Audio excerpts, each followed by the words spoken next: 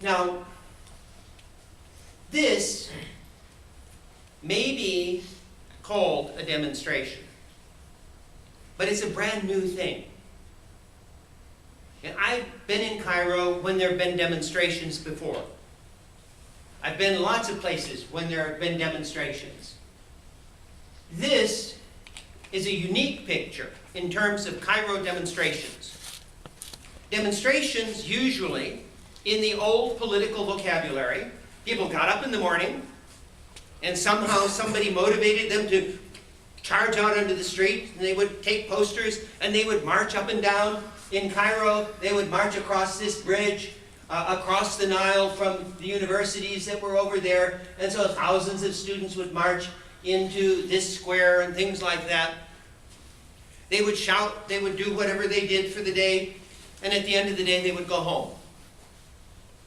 There were never tents that people put up to sleep. There were people who slept all night in Midan Tahrir, but they weren't demonstrating against Mubarak. You had this is a whole new kind of mode of a spatial expression of opposition by occupying a territory. Now, I want us to think a minute about what this means. We've got a new, in other words, we're dealing with something that is a new way of expressing opposition. And in social movement theory, political scientists and sociologists and sometimes historians talk about the repertoires or the vocabularies of opposition and of demonstrating opposition to a regime. In the 19th century, the classic kind of thing, the classic call for a revolution because somehow it worked in Paris was to the barricades. This is a painting of the barricade, some of the barricades in the revolution of 1848 in Paris. But part of the repertoire, part of the vocabulary of revolution was this call to the barricades. Because if you were demonstrating against the particular structure of power and the particular structures of suppression, somehow the barricades had meaning. Now that's a different discussion. Why did barricades have a meaning? But all you have to do is go to Les Miserables, which gets revived every so often, or read Victor Hugo or something like that. And you know that the barricades. But you know, I've taught for 15 years at Georgetown. There have been lots and lots of protests, but I haven't heard a single person shout, "To the barricades!" Because that isn't the mode of 20th century opposition movements. Instead, the first real thing of a new mode of protest was the March on Washington. And this is probably the earliest really successful, or sort of successful, that is, it got a lot of people, March on Washington. These are the bonus army marchers of the early 1930s. But here you have tents. But these are tents off in southeast Washington.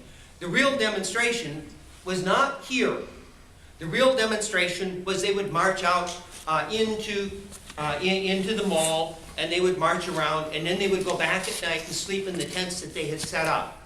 And so that you had a new kind of protest movement that was the March on Washington, and now it's become so much embedded in American movements of protest that you're not a respectable movement if you haven't had at least one good March on Washington. And so the new repertoire became then the March on Washington. Now you combine that then with what we've seen in Tahrir Square. See, this is the grandest of the March on Washington.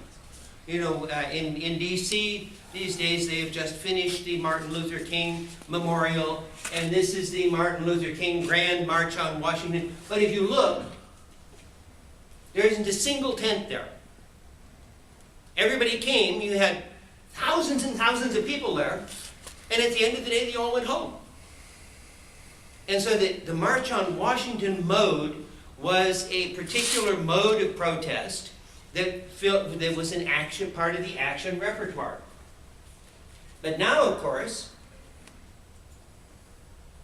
you have one of those interesting things. This is a slogan from the Occupy Portland. Remember the bonus army. The journalist who covered this had to spend a whole paragraph explaining to all of the readers what the bonus army was. But you have then McPherson Square, you have Freedom Plaza, you have the Occupy X, Y, and Z all over the world, becoming part of the new prototype of how you express opposition. And the mode of expression of opposition becomes then an important part of how one is dealing with power and how one expresses what you want. Now, as we look then at how we are expressing what we want, how the movements express what we want, and we look at the Arab Spring. The Arab Spring gives us, I think, a very interesting wedge into 21st century politics and programs of activism.